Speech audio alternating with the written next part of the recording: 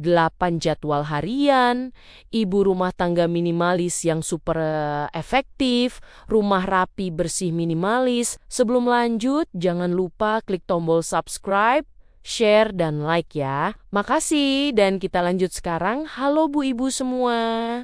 Semoga sehat dan bahagia terus ya. Menjadi ibu rumah tangga itu seringkali rasanya seperti sedang ikut lomba lari maraton tapi garis finishnya terus bergeser.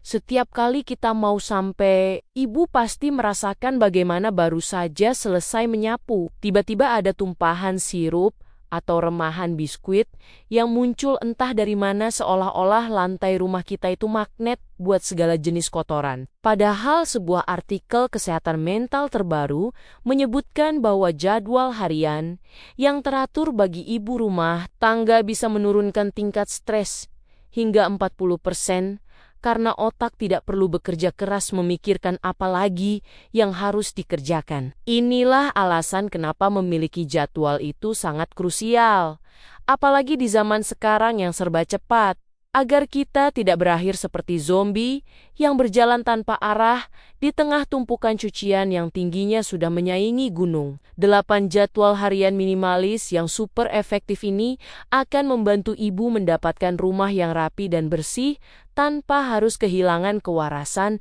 di penghujung hari. Manfaat utama menggunakan jadwal harian adalah memberikan struktur yang jelas sehingga ibu tidak terjebak dalam jebakan multitasking yang sebenarnya hanya bikin kita cepat tua. Bayangkan kalau ibu masak sambil memandikan anak dan membalas chat grup arisan. Yang ada malah garam masuk ke bak mandi dan anak kita hampir terminum kuah sayur asam. Dengan jadwal rutin, maka ibu bisa fokus satu persatu, sehingga energi kita tidak habis hanya untuk bingung mau mulai dari mana. Jadwal minimalis ini dimulai dengan rutinitas pagi yang sangat sederhana, namun berdampak besar, yaitu membereskan tempat tidur segera setelah mata terbuka. Kebiasaan kecil ini seringkali dianggap sepele, padahal justru menjadi fondasi yang kuat untuk memulai hari dengan lebih terarah. Kemenangan pertama di pagi hari, meskipun hanya berupa merapikan tempat tidur,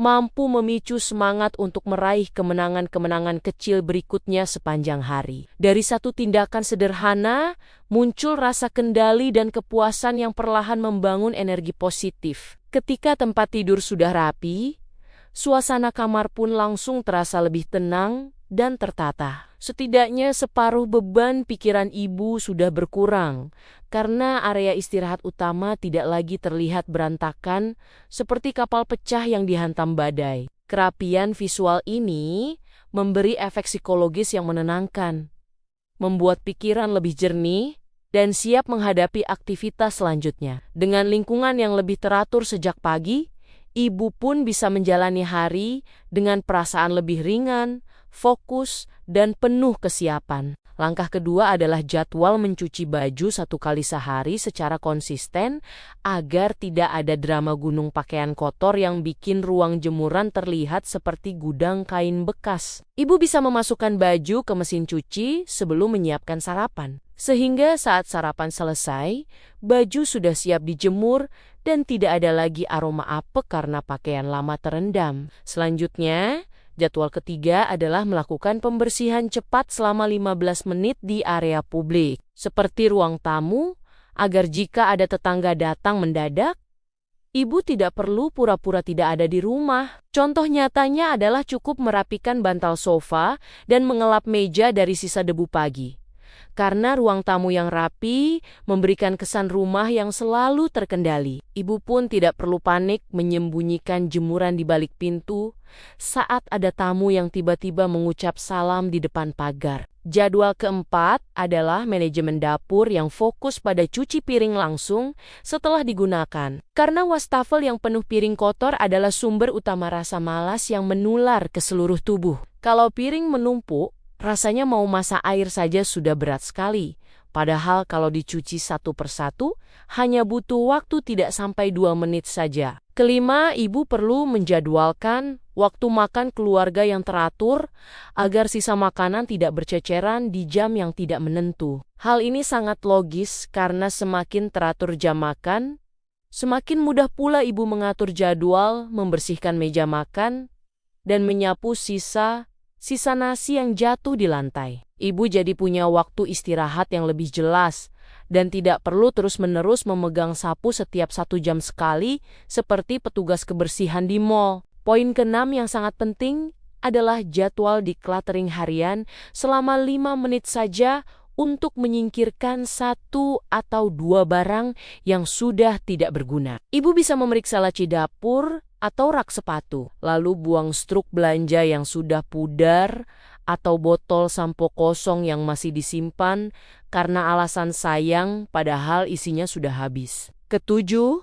buatlah jadwal belanja bahan masakan mingguan agar ibu tidak perlu setiap pagi pusing bertanya-tanya mau masak apa hari ini. Food prep atau persiapan bahan makanan ini adalah kunci agar dapur tetap rapi karena semua bahan sudah tertata dalam wadah dan tidak ada lagi plastik-plastik belanjaan yang berserakan di atas meja. Dengan begitu, maka proses memasak jadi lebih cepat dan ibu punya sisa waktu untuk sekadar duduk cantik sambil menikmati kopi hangat dan kacang rebus. Terakhir, jadwal ke-8 adalah penutupan hari dengan merapikan kembali area ruang tengah sebelum ibu berangkat tidur di malam hari. Kondisi rumah yang bersih saat malam akan menyambut ibu dengan perasaan bahagia saat bangun di pagi hari berikutnya, bukan malah disambut oleh mainan anak yang terinjak kaki. Jadwal harian minimalis ini sebenarnya adalah bentuk kasih sayang untuk diri sendiri, agar kita tidak terus-menerus merasa gagal menjadi ibu rumah tangga yang sempurna. Memang terkadang kita merasa jadwal ini membosankan atau terlalu kaku, tapi percayalah bahwa keteraturan adalah kunci dari kemerdekaan waktu bagi seorang perempuan. Kita tidak perlu menjadi pahlawan super yang bisa segalanya dalam satu waktu. Cukup menjadi ibu yang bijak dalam mengelola setiap detik yang kita miliki. Kesimpulan dari semua ini adalah bahwa jadwal harian bukan dibuat untuk mengekang, melainkan untuk memberikan ibu ruang bernapas yang lebih luas setiap harinya. Mungkin selama ini kita terlalu sering merasa bersalah kalau rumah berantakan, padahal masalahnya bukan pada kerajinan kita, tapi pada sistem yang belum terbentuk. Mari kita mulai melakukan autokritik dengan lembut bahwa mungkin selama ini kita terlalu sibuk dengan hal yang tidak penting sehingga waktu terbuang percuma. Namun, ibu harus tetap optimis karena setiap perubahan kecil yang dimulai hari ini akan membawa dampak besar bagi kenyamanan rumah tangga di masa depan. Semangat terus untuk menjadi ibu rumah tangga yang cerdas, minimalis, dan penuh dengan aura positif demi kebahagiaan seluruh anggota keluarga di Istana Mungil kita. Demikian, terima kasih sudah dengerin cerita dan curhatku hari ini. Sampai ketemu di video-video berikutnya. Tetap semangat Bu Ibu semua.